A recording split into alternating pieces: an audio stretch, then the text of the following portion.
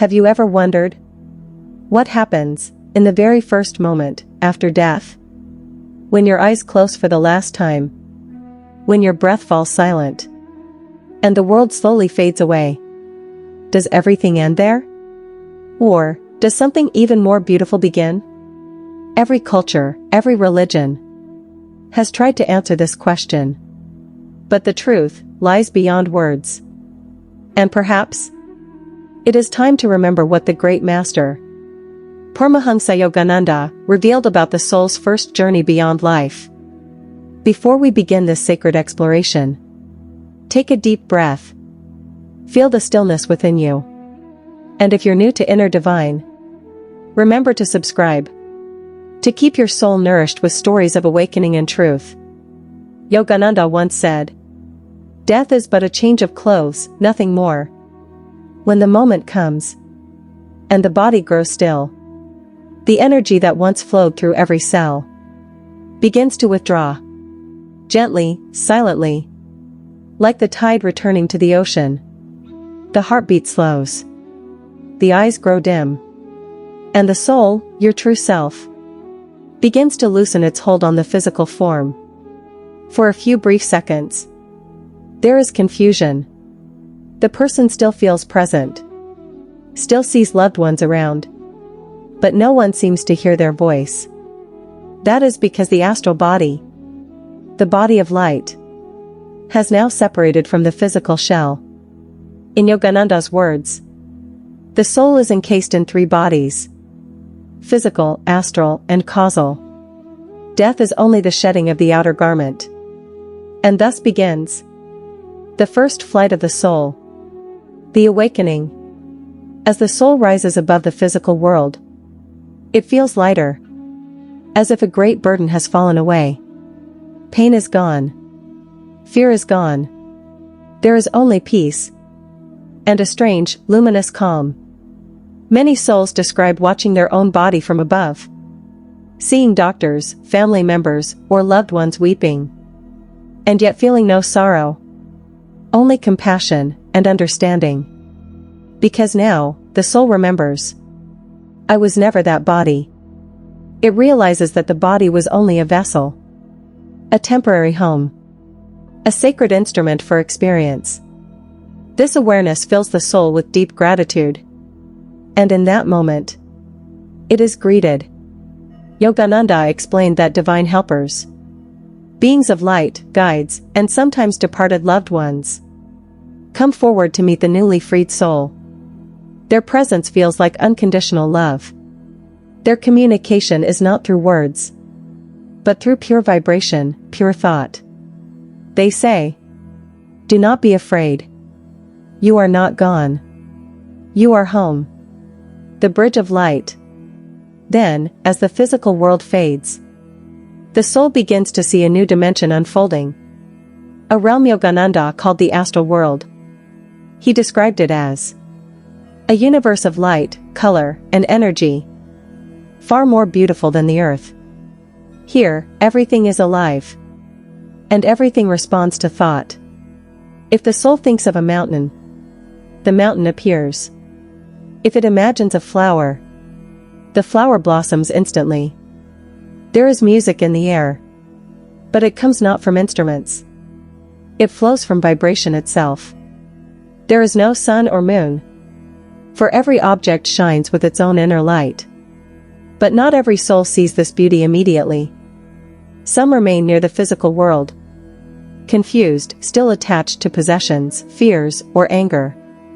For them, the transition is slower. Yogananda said, as you live, so shall you die. And as you die, so shall you awaken. The vibration of your thoughts creates the world you see after death. Those who lived with love and peace rise quickly into realms of light.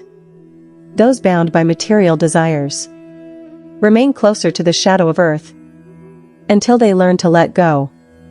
When the soul is ready, it enters what Yogananda called the Hall of Rest, a place of deep reflection and healing. Here, the soul reviews the life just lived, not as judgment, but as divine understanding. every action, every word, is seen again and felt from every side. If you caused pain, you feel that pain. If you gave love, you feel that love multiplied. This is not punishment. It is education.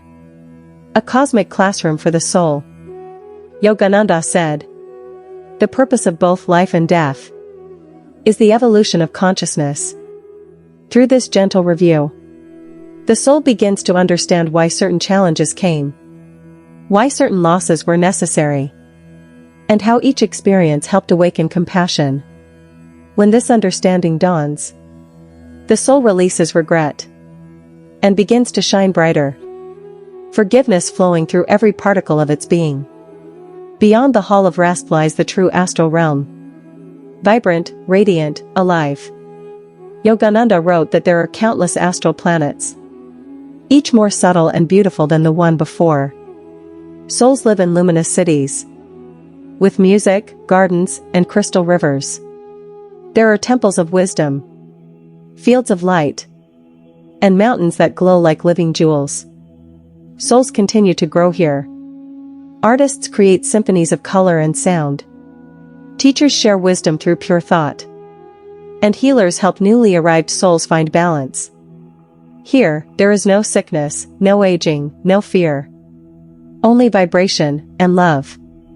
Yet even in this radiant world, the law of karma still operates. Not as punishment, but as perfect harmony. The law of balance. Karma, Yogananda said, is the divine law of balance. It ensures that every cause meets its rightful effect. Every thought, every action creates a vibration. And every vibration must eventually return to its source. If we send out love, it returns multiplied. If we cause harm, that energy seeks to teach us, not to destroy us, but to make us whole. In the astral world, souls often meet those with whom they share unfinished karma. There is recognition, understanding, forgiveness. When that forgiveness happens, the karmic bond dissolves like mist in morning light. The call of rebirth. After a time, days, years, or even centuries in astral time, the soul feels a gentle pull, a new vibration calling from the material world. It is the call of rebirth. No one forces this upon the soul. It is a choice guided by divine intelligence. Yogananda said, "The soul returns not by chance, but by the law of its own desires and unfinished lessons." Before reincarnation, the soul meets with luminous beings, karmic guides who help choose the next life. Together they review what must still be learned, what desires remain, what service can be given. Then, like an artist preparing a new canvas, the soul designs its next incarnation. The family, the circumstances, even the challenges, all chosen with purpose. Once ready, the soul passes through the causal realm, the plane of pure thought, where it creates the blueprint for its next physical body and mind. Then, in a flash of divine light, it descends through vibration and is born again on earth. The infinite cycle. Birth, life, death, rebirth. This is not a punishment. It is the rhythm of evolution, the divine school of consciousness. Each lifetime is a classroom. Each death is a graduation. And each rebirth, a new opportunity to love, to serve, to awaken. This cycle continues until one great realization dawns, that the soul and God were never separate.